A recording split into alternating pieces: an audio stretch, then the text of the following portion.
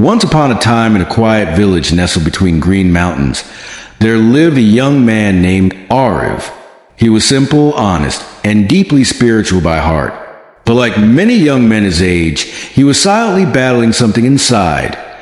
Uncontrollable sexual thoughts that disturb his peace and weaken his willpower. No one knew. On the outside, he smiled. On the inside, he struggled. No matter how hard he tried, these thoughts would creep in while praying, while walking, even while trying to sleep. He felt ashamed, as if his mind was betraying his soul. He started to believe he was weak, unworthy. One day, unable to carry the burden anymore, Aarav decided to seek guidance. He packed his bag and climbed up to an ancient monastery high in the mountains, where a wise old monk lived in silence and meditation. Aarav bowed down and pleaded, "Master, I try to be pure. I pray. I fast. But these thoughts, these desires, they chase me. They distract me. They defeat me. Please help me cleanse my mind." The monk opened his eyes and smiled gently.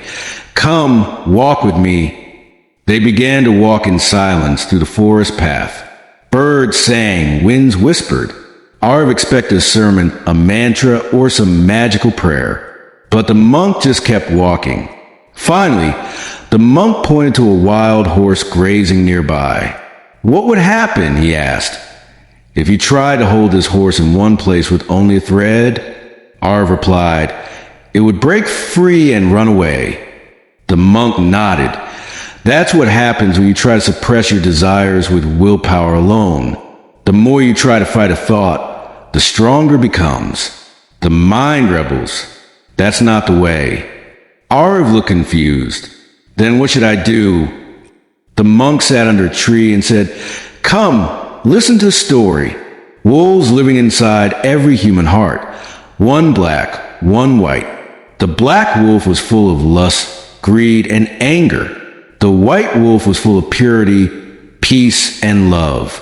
These wolves fought every day." Aarav leaned in, curious. The student asked the teacher, "Which wolf wins?" And the teacher replied, "The one you feed." Aarav sat quietly. The monk continued, "Your thoughts are not your enemy. They are messengers. They show you what you're feeding your mind with. Lustful thoughts grow when you feed them, through what you watch, what you read, what you imagine. So instead of fighting them, starve them." Aarav slowly nodded. "Starve them how?" "Replace, not suppress," said the monk. "Shift your attention. Every time desire rises, don't panic. Breathe, smile, and shift. Read something uplifting. Serve someone. Go for a walk. Chant a name. Create something. Channel that energy." He added, "You know, sexual energy is the most powerful energy a human being has. Don't waste it. Transform it. That same energy can create life. If directed wisely, it can create art, knowledge, and even divine experiences."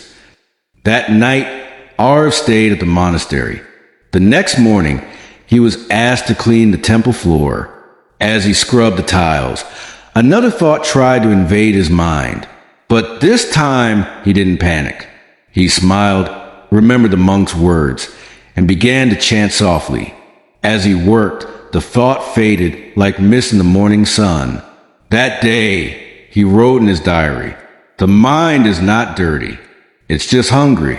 Feed it with something pure." Months passed. Aarav returned to the village, calmer, clearer. He still faced thoughts, but now he understood them. He had the tools. Instead of shame, he walked with compassion. Instead of suppression, he chose transformation. He helped others, taught children, cared for his parents, and lived a life of meaning. The more he served others, the more his mind served him.